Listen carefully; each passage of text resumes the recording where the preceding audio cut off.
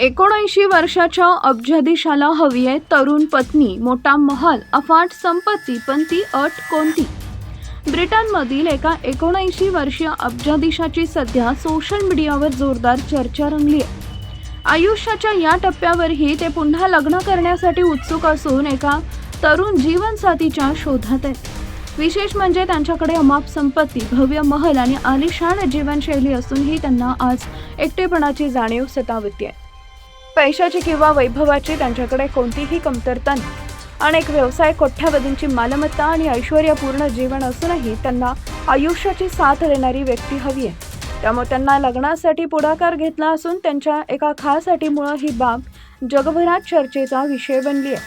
वयाच्या 79व्या वर्षीही त्यांचा उत्साह आणि आत्मविश्वास अनेकांना आश्चर्यचकित करतोय. सर बेंजामिन स्लेड हे ब्रिटनमधील प्रसिद्ध उद्योगपती आणि श्रीमंत व्यक्तिमत्वांपैकी एक आहेत. सोमरसेट इथं असलेला त्यांचा ऐतिहासिक माउंटसेल हाऊस हा विशेष महल आकर्षणाचा विषय आहे. तब्बल 50 खोल्या विस्तीर्ण परिसर, हिरवळीनं नटलेलं उद्यान आणि राजशाही थाट यामुळे हा महाल पाहणाऱ्यांना थक्क करतो. मात्र या सर्व संपत्तीचा वारस कोण असणार हा प्रश्न त्यांना सतावत आहे. त्यामुळेच त्यांना आयुष्याची जोडीदार आणि भविष्यात वारसदार मिळावा अशी अपेक्षा आहे. पत्नीला काय मिळणार? सर बेंजामिन यांनी आपल्या भावी पत्नीसाठी आकर्षक आश्वासने दिली. लग्नानंतर ती या सर्व भव्य महालाची मालकीण बनेल.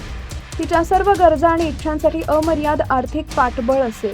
आलिशान गाड्या, उच्चभ्रू जीवनशैली आणि संपत्तीतील हक्क यांसारख्या अनेक सुविधा तिला मिळतील. थोडक्यात तिचे जीवन पूर्णपणे बदलून जाईल असं ते सांगतात. तरुण पत्नीसाठी सुरू आहे शोध. योग्य जोडीदार शोधण्यासाठी सर बेंजामिन यांनी विविध डेटिंग प्लॅटफॉर्मचा आधार घेतलाय. वृत्तपत्रांमध्ये जाहिराती देण्यापासून ते सोशल मीडियावर आवाहन करण्यापर्यंत अनेक प्रयत्न त्यांनी केले. यामुळे त्यांना अनेक प्रस्तावही आले. मात्र त्यांची एक अट स्पष्ट आहे. त्यांच्या मते केवळ संपत्ती किंवा ऐश्वर्याच्या मोहापायी लग्न करणारी व्यक्ती त्यांना नको आहे. त्यांच्या सुखदुःखात सहभागी होणारी, प्रामाणिकपणे नाते जपणारी आणि शेवटपर्यंत साथ देणारी जीवनसाथीच त्यांची पसंती असेल. म्हणूनच अमाप संपत्ती असूनही त्याच खऱ्या प्रेमाच्या शोधात असल्याचं सांगितलं जात आहे.